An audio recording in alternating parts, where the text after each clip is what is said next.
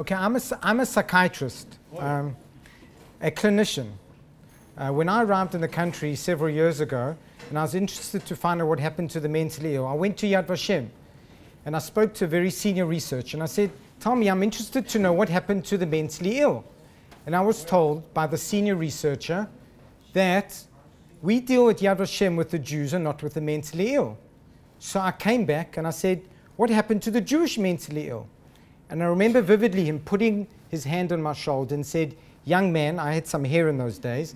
He said, well, if you go read, you're a clinician, you're not a historian, go read the books and you'll see that no Jewish mentally ill, nothing special happened to them. They died along with the rest of the Jews. So I went back to the books and he was right. It's true. At Nuremberg, this is what was said, that Jews were not granted the good fortune of euthanasia according to the state policy at the time. That was Victor Brack, the chief administrator. And Philip Buehler said similar. The good fortune of euthanasia should only come to the good of Germans. Well, that's very far from the truth. I took a backpack. I went to 5 of the 6 hospitals where they had gas chambers, 5 in Germany, 1 in Austria, and this is what I found. So Jews were definitely included in the euthanasia action. They were murdered in 3 phases: isolated incidents prior to the euthanasia as individuals, then systematically murdered as part of the T4 program with a specialized group, and we'll get onto that now, and then as unwilling participants later on. So one could see it that they were specifically targeted amongst the T4 program, and then it moved on to the Holocaust itself. So what are the facts? They suffered essentially in 3 different phases. First of all, public assistance withdrawal, then hospital treatment limitations, and then murder in the guise of euthanasia. Let's look at each of them briefly, so just hold on tight. First of all, public assistance removal. Social Security was removed. In 1938, Jews were excluded from getting any kind of public welfare. 1939, there were immigration of the professions, and the burden of caring for the Jewish mentally ill shifted from the government because the government refused to treat mentally ill, Jewish mentally ill, and that moved to private Jewish agencies. So these Jewish communities were burdened now with looking after the Jewish mentally ill, especially since they were kicked out of the hospitals. So the immigrating Jews had to, countries like England and in particular America would accept Jews and give them visas, but not if they had a mentally ill relative. So families would move over and leave their mentally ill relative in Germany for agencies to look after them. So families sold their houses to the agencies to look after them. And life insurance policies were also handed over to these agencies still in Germany to look after the mentally ill relatives who weren't allowed to move. And then they were excluded from the hospitals. The Jewish mentally ill were kicked out of the general hospitals in Germany. The families of patients, we don't have time to go into all the details, we're very limited, but essentially the families refused for German families, refused to have their family members share a room with other patients, with Jewish patients. The patients themselves didn't care. It was the families of the patients, of the Aryan patients, who refused to do it. And then there were also the German employees in these hospitals refused to take care of Jewish patients, so they were kicked out of the German hospitals. By the way, when there were Jewish patients who were sent for sterilization, that was okay. You could sterilize Jewish patients in the regular hospitals. That they allowed, but not for care of mentally ill. From June 1938, the laws were to separate the Jewish mentally ill from the non-Jewish mentally ill, and that led to overcrowding of the Jewish mentally ill in particular institutions that were reserved for their care. Let's move on. And then what happened is that the Jewish mentally ill and patients in the hospitals, those that were still left in the hospitals with other patients, had a name added to their name, either Sarah or Israel, depending if they're male or female, for easier identification at a later stage. And we know what that was for. So they could identify them easier, collect them as a group of Jews, Jewish mentally ill, and send them later on for euthanasia. And that essentially was the beginning of the end. By the way, as you know, that there were particular criteria for sterilization, but the Jewish mentally ill was sterilized regardless of any kind of criteria for particular mental illness, and that extended later on to the euthanasia process as well. So there were Jewish women with a diagnosis of weak psychopathy, which today we'd probably call anxiety disorder or personality disorder, and they were also sent by health institutions to Hadamar in the years 33 and 39. It was well documented. And then it moved on to the third stage, the final stage, and that was the murder. Jews were definitely killed in the process of T4, not according to the books and not according to what was said in Nuremberg. And Henry Friedlander has estimated it between 5,000 to 7,000. And this is clearly evidenced by scores of documents that have been obtained. The first transports of the mentally ill for euthanasia went from Enklinghausen to Grafeneck, and the first person on the list, number 1, was Ludwig Israel Alexander. So it was believed that he was the first handicapped Jew killed in the gas chambers. The T4 managers felt that the process was too slow and burdensome for the killing of Jewish mentally ill, too slow, too bureaucratic, and therefore the Jewish mentally ill were particularly targeted, and this was probably around in the early 1940s. The order by the Interior Ministry required Jewish patients to be referred to or transferred to a collective institution, and this is the list of some of the institutions, these collective institutions, and from these collective institutions, of which there were scores of them, they were sent to one of the 6 hospitals where there were gas chambers in the basement. And the procedure essentially was that the Jewish communities and the hospitals had to provide lists. Herbert Linden from the Reich Ministry in Interior on 15th of April required a list from local authorities of Jewish patients suffering from mental illness, and that was a deadline of 3 weeks was given. Not everyone complied, and from there they sent T4, the Chekrat, and then was transported to the killing sites. We don't have time to go into the procedure based on time, but essentially a process began in Brandenburg, one of the early ones, in Buch, and then that moved on to northern Germany, Bavaria, Hanover, Kassel district. And families did not know. They were told that the destination was not known where these Jewish mentally ill were sent. I'll just give a few letters that I managed to collect from families that were sent, letters that were sent to some of these hospitals inquiring, for example, I beg you for information regarding the condition of my sister Martha Sarah Hirsch. How long will she be with you and where will she end up? Nothing was told. The T4 Herkrat had laid down rules for response to these Jewish families. They were told that the destination was unknown, referred inquiries to Hanover office of the Reich Association of Jews, who obviously knew nothing, and referred everyone back to the T4, and no one ever answered them.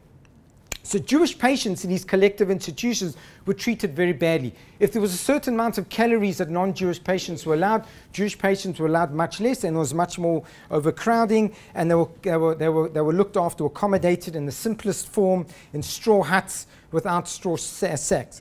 So in contrast to the non-Jewish mentally ill, where they all required certain criteria for euthanasia, Jewish mentally ill were sent for euthanasia regardless of diagnosis. And this is the most fascinating aspect, I think, of the whole subject. The whole T4 program costs a lot of money. You needed to get staff, you needed to get buses, you needed transport, a lot of bureaucracy. It costs money. Where did this money come from? So a lot of money came from this phenomenal deception. That what happened in T4 in the early 1940s, they collected the Jewish mentally ill, sent them for euthanasia in various some of these hospitals, and then they sent letters to the family members who were still left in Germany, or some of these agencies that were looking after them, and said to them, you know what, your family member has been transferred to this hospital called Chelm in Poland, near Lublin, and you need to now send money for their upkeep. Now, people were sending, families and organizations were looking after, remember the families already in America, some of them, were sending money for months, sometimes up to a year, for the upkeep of these patients, and the money was diverted. Anything was mailed was diverted through the post office back to the T4 in Germany, in Berlin. And this money went for the upkeep of the whole T4 program. It's phenomenal extortion of money. And this is the big deception of these families. And these were the letters, some of the letters that they got to say the patient has been sent to the site. There were a lot of spelling mistakes, and there was a lot of, and eventually that had actually been gassed. This particular one had been gassed already in hard time. So Jewish families essentially were funding a lot of the T4 program in the early days. Eventually, after some time, they were sent letters to say they were done.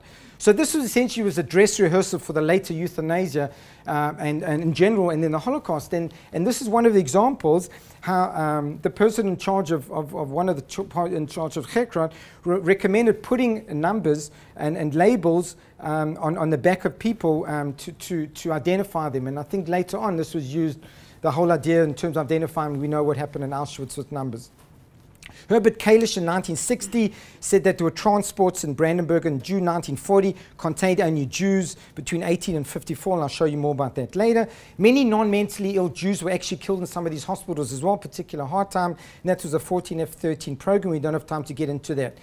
Imfred Eberl, who was, we know, a Treblinka, he was obsessive. He used to write next to all the remember, he had been the head of 2 psychiatry hospitals, had worked in 2 psychiatry hospitals, Bernburg and Brandenburg, and he set up Treblinka because he had the experience. And he used to write the patients who used to arrive in the hospitals, J next to them if they were Jewish. So it's not true, obviously, that no Jews died in these places. And people admired him because he was particularly obsessive, and they used the names and addresses to send a request to the families to get this money, which funded the T4 program. Then there was one hospital, a Jewish hospital in Bendorf-Sein, where actually Jewish mentally ill were managed in the psychiatry hospital, which is only for Jewish patients, and they were sent to Poland. They were sent to Auschwitz, and therefore that could be how people would think that nothing special happened to the Jewish mentally ill, because there was these particular transfers with the Jewish mentally ill. By the way, this place has now been transferred to become the Evangelical Monastery of St. Martin, and that's how it looks today. Okay, so euthanasia, the Jewish mentally ill in Austria, we don't have time to go into. We've heard something about it, but actually I won't go into it, we don't have time. But this is a list, one of the lists of particular Jewish transport to a hard time on the 1st of August of 1940 of only Jewish patients. You can see it's a transport of Jewish patients. So that was particular, were targeted. Viktor Frankl in the middle, he tried to save Jewish mentally ill by sending them to other places, but it didn't really work. And we saw Margaret Newman today, a picture of him. And there were many eyewitness accounts in Poland of what happened to some of the Jewish mentally ill. 8 to 9 buses came in. SS officers exited vehicles and selected patients of Jewish nationality by using a list of each department in Polish mental hospitals. Similar selection in Ziesenkanka Institution, Deaconhof, etc. We don't have time to go into it. This is hot off the press. So when I want to understand this, what I do, I took a backpack. I went to these 5 of the 6 hospitals. Some of them wouldn't let me in, but some of them did. And I tried to collect names because no one knows about what happened to the Jewish mentally ill. No one knows about these names. So I collected a list of 2,000 names of the 5,000. I come back, and this is what Sonnenstein weren't so cooperative. I only managed to find a list of 45.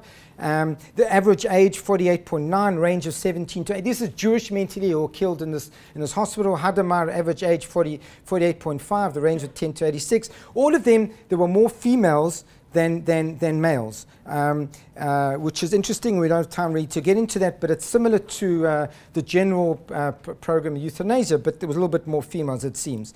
And then Brandenburg. I mentioned today the concept of a righteous researcher. I really believe there's such a thing, and there's a righteous researcher in Brandenburg by the name of Astrid Ley, who's here today, who really extended herself and helped me a great extent in this. In Brandenburg, over 10% of the patients who died in the euthanasia institution there were Jewish. And do you remember that the population of Jews in Germany, 0.3%, and in Berlin, 3.8%. So we're talking about 10% of those who were euthanized in Brandenburg were Jewish. So to say that nothing special happened to the Jewish mentally ill, as I was told in Yad Vashem, is obviously not true. So in Brandenburg, the average age was 49.6. Once again, the gender ratio is 53% female. Average age of females were a little bit more than the males. And I don't have time to once again go into that, but that's interesting of itself. So I come back to Israel with the list of these 2,000 names. No one knows about it. Now, Yad Vashem had this wonderful program that every victim deserves to be remembered. So I come back to Yad Vashem, and this is wonderful. I have this information. People can now know what happened to their parents and grandparents. So Yad Vashem said, okay, give me the names. We want to put it on our internet to say the whole world, to show what happened, and it changes the history books. What's the problem? Confidentiality. Sarah Ginsburg gave me permission to tell the whole world that she had schizophrenia and died in Hadamar on the 2nd of April 1940. Absolutely not. But I need to solve this problem. On the other hand, who am I, Strauss? Grew up in a treehouse next to a jungle in Africa, living in Beit Shemesh. I can't sit with this information. I need to do something with it. So I need to solve this problem. So I go to the legal people in the lawyers in Israel and in Germany, and they say to me, not a problem. It's 70 years ago. It's not your patient. publish it, give it to Yad Vashem. Remember, if I was a historian, it's a different story. I'm a doctor. I have a contract with the society to preserve confidentiality. Then I go to the medical ethics organization. What do they say in Israel and in Germany? What do they say to me? Not a problem. 70 years ago, people can know what happened to the grandparents, whatever. Still doesn't seem right. I had the National Ethics Committee in Psychiatry, so I went to the Israel Psychiatry Association Ethics Committee. What do they say? What? Absolutely not. Confidentiality is the most important thing in psychiatry. You can't do it. So to come some kind of compromise. So eventually I signed off. I made them sign on a document in Yad Vashem that could have this information and they could publish Sarah G. And then people, if you're bona fide family members, the researchers can go into this locked file, which is sitting in the Yad Vashem archive. And there have been several families, in particular one who's making actually a movie, who find out what happened to their families. Thanks to Astrid Lay in particular for her hard work. So I'm going to end off. I'm going to end very slowly. Okay. So why were the Jewish patients targeted and killed? First of all, they were helpless. They were the doubly cursed, the embodiment of all that's bad and evil. No one stood up for the Jews. Remember that Bishop von Garland stood up against, the terrible thing what happened to the euthanasia of the program. He never said anything about the Jews later on. The Jewish patients served as guinea pigs for the testing of annihilation process, and the Nazis didn't have to worry about it. So the murder of the German and Austrian Jewish mentally was quickly forgotten as a Nazi killing machine kicked into action with its immense proportions. 6 million versus 5 to 7,000. You can't. So what is the difference essentially between the euthanasia of the general population and those of the Jewish mentally ill? First of all, the mentally ill, Jewish mentally ill suffered and were victims even before T4. They were killed regardless of the ability to work or illness severity or diagnosis. There was a lot of discrimination coming up into their killing, less rationing, overcrowding, for example. The Jewish mentally ill were excluded from any positive treatments. Remember, 1952, antipsychotics arrived. Before that, there weren't many treatments, but there were some. But the Jewish mentally ill weren't allowed anything, where the non-Jewish mentally ill were allowed. The families and the welfare agencies were deceived for money. No rapid death notices were sent to the Jewish relatives, and non-Jewish patients received expert evaluation. So this is one of my favorite pictures where the psychiatrists basically were checking criteria. Jewish mentally ill, they didn't need to check. Straight to the gas chamber in the hospital. So for the Nazis, the Jewish mentally ill were the doubly cursed, dangerous genes, and racial poison. So why the post-war silence? Why when you go to Yad Vashem, you hear nothing about this? Why when you go to the books, there's nothing about this? Well, to be cynical, if you can, I mean, I'm a clinician, I'm not a historian, I could do that, right? So the German and Austrian, maybe the Polish silence, you can say, you know what, it's not just the Jews that suffered, and that's right. They really, really did suffer a lot, and rightfully so. And then I think that should be a focus on what happened to the non-Jewish mentally ill. The euthanasia was a terrible, terrible, cruel program. But why is there Jewish silence?